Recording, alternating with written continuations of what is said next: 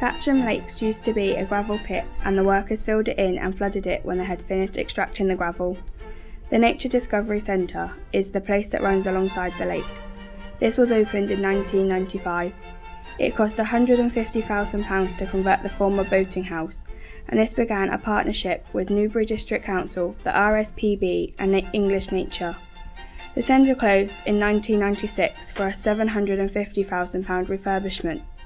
Vodafone chose to allocate its developers' contributions from the construction of its world headquarters to the project. West Berkshire Council had managed the centre, but now the Berkshire, Buckinghamshire and Oxfordshire Wildlife Trust took over its management in 2014.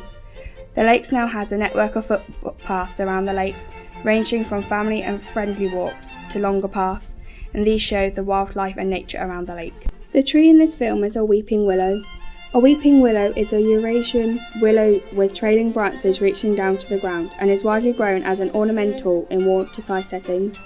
There are more than 400 types of this tree, and most of them are found in the Northern Hemisphere. They cross with one another so easily that new varieties are popping up. They can either be trees or shrubs, depending on the plant. Most willows grow to be 40 or more feet tall. While I was filming the footage for the time lapse, I bumped into a man who inquired into what I was doing. I told him I was completing a university project and was filming the tree on the opposite side of the lake.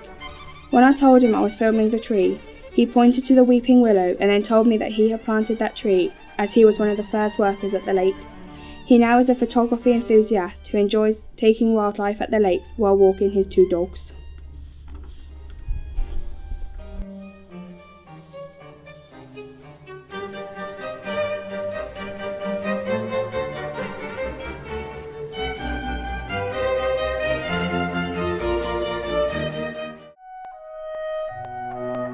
No one can tell me, nobody knows, where the wind comes from, where the wind goes. It's flying from somewhere as fast as it can. I couldn't keep up with it, not if I ran. But if I stopped holding the string of my kite, it would blow with the wind for a day and a night. And then when I found it, wherever it blew, I should know that the wind had been going there too. So then I could tell them where the wind goes. But where the wind comes from, nobody knows.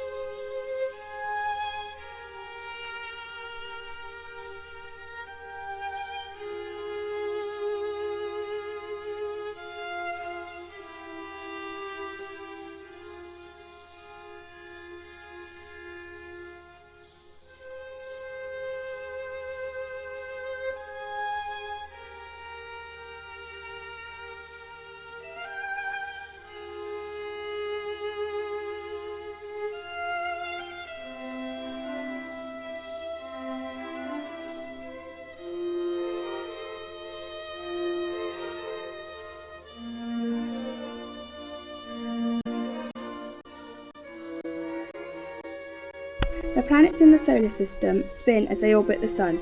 It takes the Earth 24 hours to make one complete turn on its axis, so an Earth day is 24 hours. The Sun lights up one half of the Earth and the other half is in a shadow. As the Earth spins, we move from shadow to light and back again. When it is daytime in the United Kingdom, this is when that part is lit by the Sun, and when it is the night time, this is when this part of the United Kingdom is facing away from the Sun. During the day, the Sun appears to move through the sky. This happens because the Earth is spinning on its axis. The Sun rises in the east and sets in the west. This is because the Earth is spinning towards the east, so that's when we see it first. During the night, we cannot see the Sun. The Earth is still spinning, and this means that the stars appear to move from east to west in the sky, the same as the Sun does during the day. A year on the planet is the time it takes to make one complete orbit around the Sun. For the Earth, this is 365 days. The Earth has an imaginary line that goes through the south and north poles. This axis is tilted slightly compared to the way the Earth orbits the Sun.